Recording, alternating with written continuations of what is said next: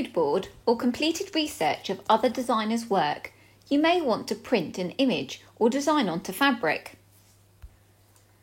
Bear in mind you will be completing a selection of workshops into different techniques so that you can later design and upcycle your own textile product. For this tutorial, I happen to be using a shell-themed drawing as my starting point. This is just to demonstrate the process. You could replicate a design or motif that you've researched, or design and create a new one. To try out this technique, it's completely up to you. Using my viewfinder, I've cropped a section of a drawing which I'm going to use for my stenciling technique. I've laid out my acetate sheet on top of my drawing, and using an OHP pen or a Sharpie marker, I'm marking out areas that I'm going to start to cut out to create my stencil from.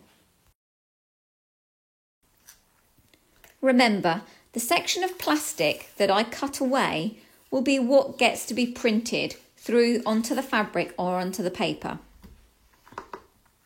I can't cut out every single drawn line, so I will simplify sections to make this easier for me. Making sure that I've got a very thick piece of cardboard underneath to protect my table, or you could use a rubberized craft mat, I'm going to use the craft knife to cut out my sections. Depending on your age, you may need supervision or help from an adult when using the craft knife. Be careful of those fingers. Now I've got my protective tablecloth down to start printing. I'm getting out some fabric paints. You can use any kind of paint, and I'm just using an acetate sheet just to mix it up. I'm using a makeup sponge rather than an ordinary sponge, but you can use either, and I'm going to stipple on using my stencil to create my print.